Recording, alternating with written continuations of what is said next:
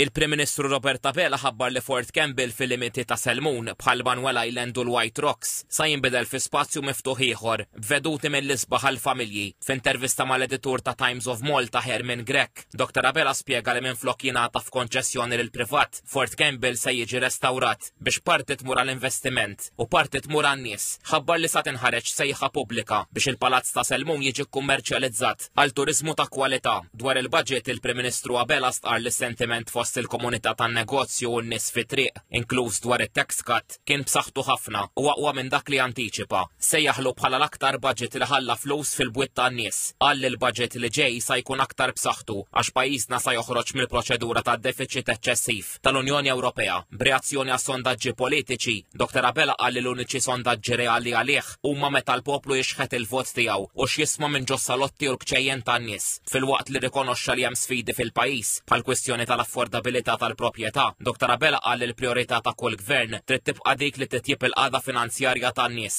li qal tikkontribwixxi b'mod dirett għall kwalità tal-ħajja. Hawnhekk semma li għan ewlieni tal-Viżjoni Malta 2050 u li l-pajjiż jimxi lejn il-kejl ta' sodisfazzjon bil-ħajja. Filwaqt li nnota li 82% tal-popolazzjoni isid ta' dara, Dr. Abela sprima x-xewqa li jtella l fuq ir-rata preferenzjali ta' taxxa fuq l-ewwel proprjetà. Dwar il-qasam tal-bini, Dr. Abela wera l-fema li l-biċċa l-kbira tal-poplu mhix kontra dan is-settur iżda hi kontra min jabbuża. Mistoqsi jekk ma jintaxxax lil min qed iżomm il-proprjetà tiegħu vojta għal xejn, Dr. Abela qal li gvern li jagħmel dan ikun qed jagħmel inġustizzja soċjali kbira u stqar li jemmen fil-politika tal-inċentiv u mhux tal-penalizzazzjoni. Dwar ir-riforma tal-ippjanar, Dr. Abela ddikjara li qabel ma jkun hemm konverġenza wiesa, il-proċess mhux se jiġi mbuttat il qudiem. Dr. Abela wieġeb għal domandi anke dwar it-traffiku. Qal li s-soluzzjoni hi l-akkumulo ta' diversi miżuri, inkluż it-trasport bil-baħar, kif qal sa jsir bejn Buġibba u Taslima. Indika li mhux favur metodi ta' penalizzazzjoni dwar il-parkeġġ